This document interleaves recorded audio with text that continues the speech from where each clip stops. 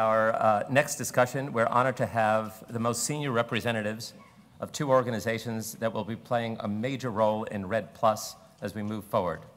Helen Clark is the administrator of the United Nations Development Program and a former Prime Minister of New Zealand. Helen, I hope you're still here.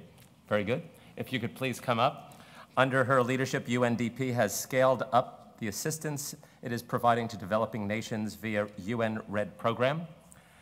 Robert Zoellick is the president of the World Bank. We're honored to have him. Under his watch, the World Bank has implemented the Forest Carbon Partnership Facility, a private-public partnership designed to pilot national approaches to reducing deforestation.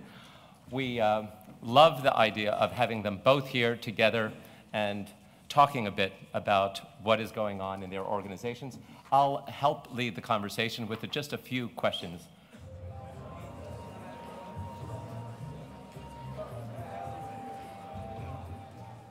Well, first, Jeff, let me thank you, and I'm sure everybody here feels this. We know the energy and commitment that you've had in driving to this, and I think the people you pulled together, it's a tremendous testament to you and your people, what you've done. And as Helen said, I think the one area where people feel we're really getting some momentum between Bali and here is this one, and so all of us need to thank you, too.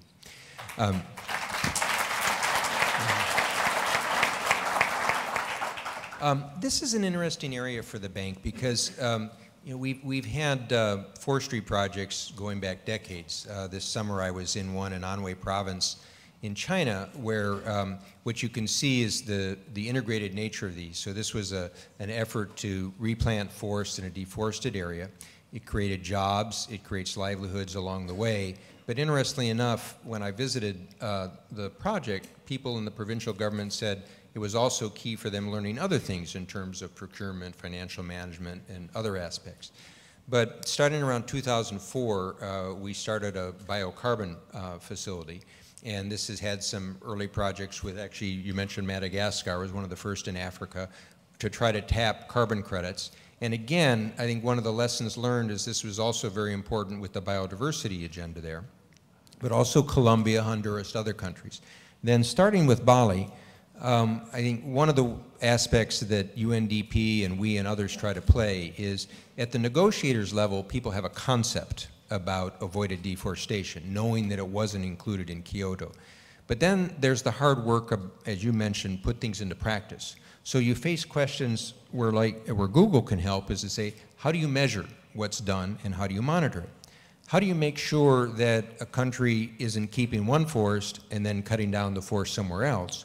Or one that we have seen the real intensity of, what about things like the indigenous populations within those forests, and what are their concerns, and what role can they play?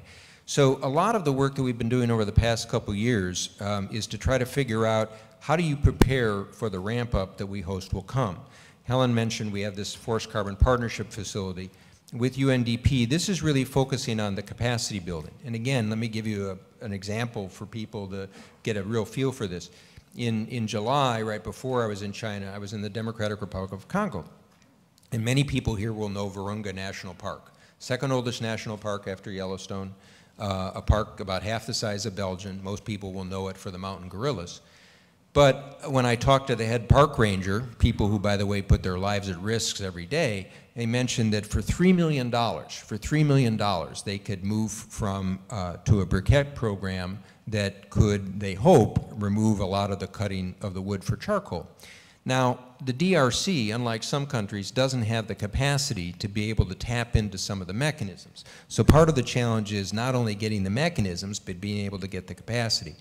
Then the last piece that we've launched is what I hope will become the precursor for a much bigger effort, which is a forced investment partnership.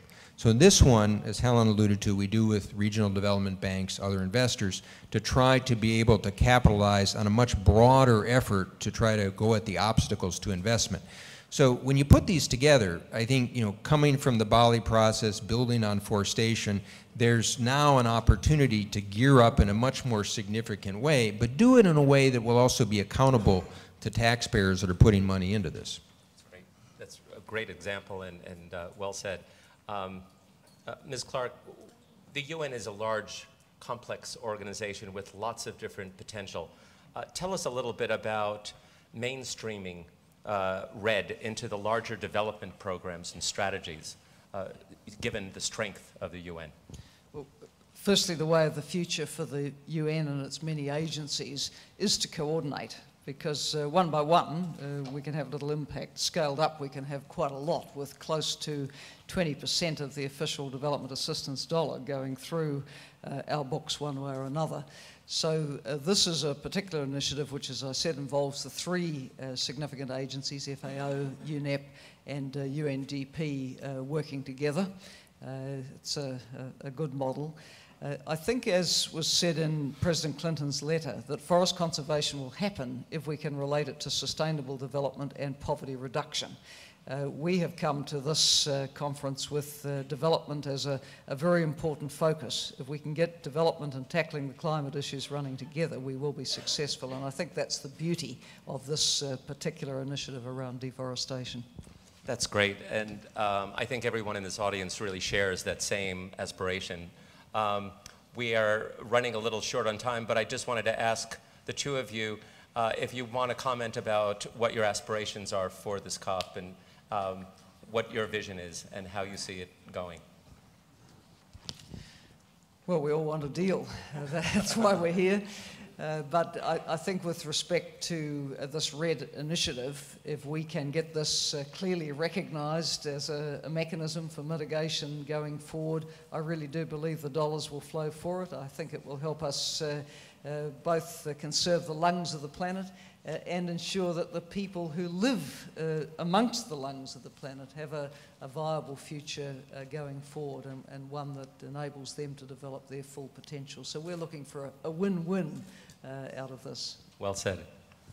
President Zoellick. Well, I think the lesson from a lot of the work in avoided deforestation or forestation needs to carry over to the broader aspects of COP. You're never going to have a successful effort dealing with climate change unless you bring developing countries in. And you can't bring developing countries in by ordering them. You have to figure out how you get a combination of development, low carbon growth, but also in a way that creates the right incentive system. And one of the things that I think we've learned from this practice so far is if you're going to deal with forestation, for example, you also have to have a multi-sector approach where you deal with agriculture. Because if you don't have efficient agricultural productivity, people are going to cut down the forests. They're going to expand the land. Then you also have to show the incentives, for example, in a tourism sector. Or if you're building infrastructure, you have to think about its environmental effects.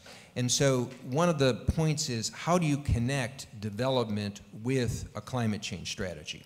And so I actually hope that here in the closing point, we can get the developing countries to recognize how this can be in their interest, financially and in low carbon growth, but get the developed countries to recognize you're never going to be able to deal with this problem unless you get the developing countries on side. And if nothing else, I think the work that's been done over the past couple of years, particularly since Bali, should lead this avoided deforestation area to be one, as some others have said, where you can really start to drive this forward, but then we need to replicate it in other areas. That's great. Well, I don't know about everyone, but I feel really encouraged and very inspired by having two really important, powerful organizations like the two that are represented on stage offer us the kind of comments that they just did. It just made my day. So thank you all for being here and doing what you did.